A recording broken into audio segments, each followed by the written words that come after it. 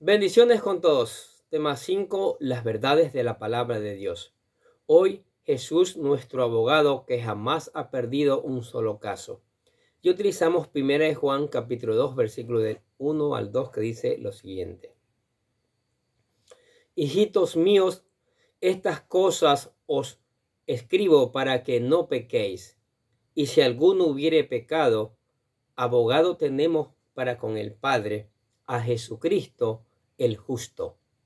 Y Él es la propiciación por nuestros pecados, y no solamente por los nuestros, sino también por los de todo el mundo. ¿Qué les parece estas maravillosas verdades? Que tenemos un abogado quien nos defiende, porque nuestra naturaleza humana tiende a llevarnos a pecar, y lo hacemos, pecamos, pero tan grande es el amor de Dios que puso a su Hijo Jesucristo como el mejor de todos los abogados para defendernos. Entonces, hoy iniciamos el estudio del capítulo 2 de la primera epístola del apóstol San Juan. Y en el capítulo anterior, el apóstol dejó muy claro que Dios es luz y por lo tanto en él no hay tinieblas, lo cual a su vez significa que los cristianos deben andar en luz y no en el pecado. Juan también enseñó que todos hemos pecado y que nadie puede negarlo, ya que el que lo hace se hace a sí mismo mentiroso y hace que Jesucristo sea un mentiroso. Por lo tanto, todos necesitamos confesar nuestros pecados a Jesús para que estos sean perdonados. Ahora, inicia su nuevo capítulo exhortando a los cristianos a no pecar.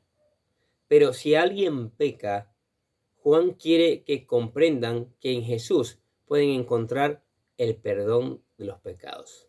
Y eso es una maravillosa noticia. Aquí el apóstol nos presenta dos palabras griegas que nos enseñan mucho acerca del ministerio del Señor Jesús y su relación con nosotros. Estas cosas os escribo para que no pequéis. Juan es claro al decirle a los lectores la razón por la cual les escribe estas cosas.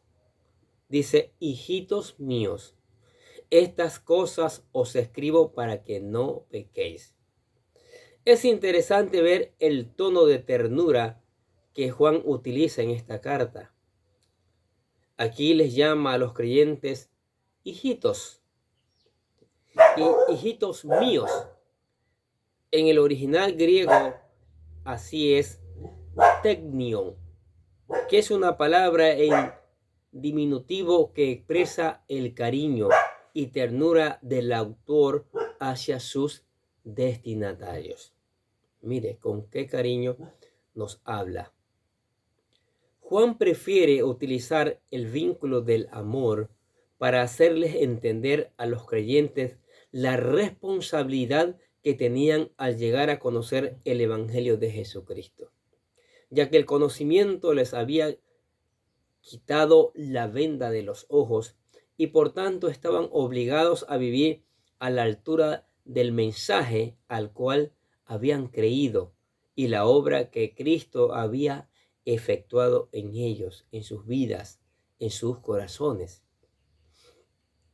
Por lo tanto, podemos encontrar en estas palabras una responsabilidad que cada uno de nosotros como cristianos tenemos que vivir como verdaderos hijos de luz, como hijos amados de Dios, santos y fieles a su palabra, o como Pablo dice, a la altura de la vocación al cual hemos sido llamados.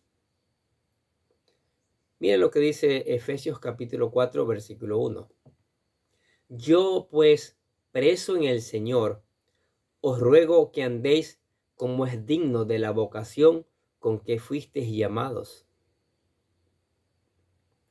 Jesús nuestro abogado. Ahora, 1 Juan capítulo 2, versículo 1 dice: y si alguno hubiere pecado, abogado tenemos para con el Padre, a Jesucristo el justo. Aquí el apóstol Juan utiliza el título para nuestro Señor que no es utilizado por otro autor del Nuevo Testamento, y es el título de abogado. La palabra abogado se traduce del griego parakletos, la cual el mismo Juan la utiliza ya en su evangelio, pero en referencia al Espíritu Santo. Mire lo que dice San Juan capítulo 16, versículo 7. Pero yo os digo la verdad, os conviene que yo me vaya, porque si no me fuera, el Consolador no vendría a vosotros, mas si me fuere, os lo enviaré. Maravilloso, ¿no es cierto? Al respecto de esta palabra parakletos, el diccionario expositivo de palabras del Nuevo Testamento en griego, Vine, dice literalmente, llamado al lado de uno, en ayuda de uno. Es principalmente un adjetivo verbal y sugiere la capacidad o la adaptabilidad para prestar ayuda. Se usa en las cortes de justicia para denotar a un asistente legal, un defensor, un abogado. De allí, generalmente, el que aboga por la causa de otro, un intercesor o abogado. ¿Qué les parece? Tenemos un abogado. No nos cobra nada, que nos ama y que nunca ha perdido ni un caso. Eso es maravilloso. Por causa de nuestros pecados estamos condenados y somos culpables delante de Dios. Pero por la obra expiatoria de Cristo somos salvos. De tal manera que, aunque Satanás quiera acusarnos, Jesucristo es nuestro abogado defensor que intercede por nosotros delante del Padre. Miren lo que dice 1 Timoteo capítulo 2, versículos 5 y 6. Porque hay un solo Dios y un solo mediador entre Dios y los hombres, Jesucristo hombre, el cual se dio a sí mismo en rescate por todos, de lo cual se dio testimonio a su debido tiempo. Como hijos de Dios debemos apartarnos del pecado y vivir de acuerdo a su palabra. Pero si pecamos, no significa que debemos quedarnos allí, sino reconocer nuestro error, confesarle a Jesús nuestra maldad en verdadero arrepentimiento, y nuestro abogado intercederá por nosotros como un verdadero y único intermedio delante de su Padre, y seremos limpios y perdonados de toda obra mala. Por ello, Juan dice que no debemos pecar, pero si alguien lo hace y se arrepiente, que recuerde, abogado tenemos para con el Padre, y ese abogado se llama el Señor Jesucristo. Jesús, la propiciación por nuestros pecados. 1 Juan capítulo 2, versículo 2 dice, y Él es la propiciación por nuestros pecados, y no solamente por los nuestros, sino también por los de todo el mundo. Ahora bien, Jesús nos salva por medio de nuestra fe, limpiándonos de toda maldad, porque Él mismo es el sacrificio que se ofreció para este fin. Aquí Juan utiliza otra palabra griega para atribuírsela al oficio de Cristo, propiciación, y esta se traduce del griego hilasmos. Y es un término que sugiere la idea de un sacrificio y buscar la misericordia de Dios. La palabra propiciatorio en el Antiguo Testamento se refería a la tapadera de oro que tenía 2 querubines e iba sobre el arca del pacto. Sí, así es. Mire lo que dice Éxodo capítulo 25, versículos del 18 y el 21. Harás también 2 querubines de oro, labrados de martillo, los harás en 2 extremos del propiciatorio, y pondrás el propiciatorio encima del arca. Este propiciatorio le recordaba a Dios el hecho de que fuera propicio o misericordioso con su pueblo, y el sumo sacerdote rociaba la sangre del sacrificio sobre él. Leamos lo que dice Levíticos capítulo 16, versículo 14.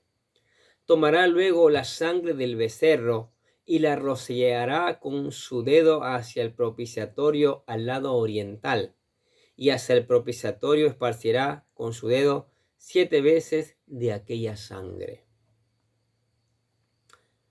Ahora bien, en el Nuevo Testamento, Jesús fue el sacrificio perfecto que fue ofrecido por nuestros pecados, y por eso Juan dice, y Él es la propiciación por nuestros pecados, y no solamente por los nuestros, sino también por los de todo el mundo. En el Antiguo Testamento, ningún sacrificio fue suficiente para perdonar los pecados del ser humano. Sin embargo, Cristo es el Cordero de Dios, cuyo sacrificio hizo expiación por todas nuestras maldades, por todos nuestros pecados. Sí. Mira lo que dice Hebreos capítulo 4, versículo 4 y versículo 10. Perdón, capítulo 10, versículo 4 y versículo 10. Porque la sangre de los toros y de los machos cabríos no puede quitar los pecados. En esa voluntad somos santificados mediante la ofrenda del cuerpo de Jesucristo, hecha una vez y para siempre. ¿Qué les parece? De esta forma, Jesucristo nos salva y perdona de todos nuestros pecados, porque no solo defiende nuestra causa delante del Padre como nuestro abogado, sino que también Él mismo es la propiciación por nuestros pecados. Y en ese sentido, nuestra fe en su sacrificio expiatorio es suficiente para darnos vida eterna. ¿Qué les parece? Maravilloso, ¿no es cierto? Que Jesucristo no solo es nuestro Salvador, Jesucristo también es nuestro abogado. Porque sí pecamos, no lo podemos negar. Hacemos lo malo y confesamos nuestros pecados. Cuando pecamos, Satanás quiere acusarnos, quiere hacernos sentir culpables, que no merecemos el perdón, pero Dios puso a Jesucristo como nuestro abogado para decirle a Satanás, yo soy el abogado defensor de él, yo lo declaro libre. Y es tremendo, esto es maravilloso saber, mire, qué Dios tan maravilloso que tenemos, que se encarga de todo, que no deja ningún vacío, que quiere lo mejor para nosotros. Pero aún así nosotros le negamos, pero aún así nosotros no le seguimos de corazón, pero aún así nosotros no obedecemos su palabra. No puede ser eso posible. Tenemos que buscarle, tenemos que seguirle con todo nuestro corazón. Y el primer paso para seguirle con todo nuestro corazón es aceptándole, es buscando la redención a través de él. Y en todo esto nosotros hemos tejido lo que llamamos la oración de fe para ayudarle a usted a venir a los pies de Cristo. Por fe, se apropie de la oración como si fueran sus palabras, con todo su corazón, esperando que usted busque convertirse en un hijo de Dios. La oración dice así: querido Dios, sé que soy un pecador y que nada de lo que hago puede hacerme ganar el cielo o la vida eterna. Creo que Jesucristo murió por mí, derramando su sangre para lavar todos mis pecados para ser redimido, y que se levantó de la tumba al tercer día. Ahora mismo lo recibo como mi Salvador personal, confiando solamente en Él como mi único camino al cielo. Señor Jesús, séllame y lléname con tu Espíritu Santo, y escribe mi nombre en el libro de la vida para ser salvo. Y decimos gracias, amado Padre Celestial, por regalarme la vida eterna. Si es usted de las personas que aceptó a Cristo, para reafirmar y que se evidencien los frutos de este cambio de vida, usted tiene que venir todos los días a meditar en la palabra de Dios. Tiene que leer, meditar, estudiarla. Tal vez algunos textos se le hará difícil de entender. Ore al Espíritu Santo. Dígale al Espíritu Santo, necesito ayuda para entender esta palabra, para poderla poner en práctica en mi vida y después predicarla, porque es importante que otros conozcan estas verdades. También cante alabanzas, cante, adore al Señor por las maravillas. Mire que no nos ha puesto solo un Salvador, sino un abogado para defendernos. Y venga a la iglesia para juntos seguir aprendiendo estas maravillosas verdades. Amén. Oremos. Padre, te damos gracias por tu palabra maravillosa, mi Dios. Tu palabra que nos enfrenta con la verdad de nuestra vida, que nos enfrenta con el pecado, mi Dios, que nos dice que somos pecadores, pero no nos deja desalentados acusándonos, sino que también nos dice que tenemos un abogado para defendernos, Señor. Y eso nos alienta, nos reanima, Señor, porque demostrando cuánto nos ama, Señor. Y nosotros te agradecemos por eso. Nosotros te alabamos por eso. Nosotros damos gloria a tu nombre, a ti, mi Dios. Porque una vez que venimos a ti, lo primero que tenemos que hacer es darte la gloria a ti, Señor. Porque tú eres el Señor de señores y Rey de reyes. Y te damos gracias por tu amor, por tu misericordia y por las bendiciones tuyas que son abundantes cada día, Señor. Te damos gracias, Padre, por la familia, por la iglesia, por los amigos, por todos los que escuchan la palabra de Dios, donde pedimos que tu Espíritu Santo se derrame, que tu Espíritu Santo se derrame trayendo cambios, llevando esta palabra y esta palabra siendo como ese martillo que quebranta la piedra, haciendo los corazones de piedra en corazones sensibles a tu palabra, Señor. Sí, Padre, que esta palabra produzca un cambio, que haya alegría en el corazón de las personas al saber que a pesar de que pecamos, hay alguien que nos defiende, Señor. Y saberlo, eso es maravilloso, mi Dios. Y eso nos alienta porque sabemos en quién hemos confiado. Sabemos que tú eres el Dios verdadero, el único, Señor de señores y Rey de reyes. Por eso te alabamos y glorificamos tu nombre en el nombre del Señor Jesucristo. Y decimos amén. Y los bendecimos a ustedes que escuchan la palabra de Dios cada día. Sigamos escuchando, sigamos poniendo en práctica esta maravillosa palabra y reenviemos a otros también para que otros conozcan estas maravillosas verdades. Nosotros desde acá les deseamos que tengan un día pero lleno de bendiciones.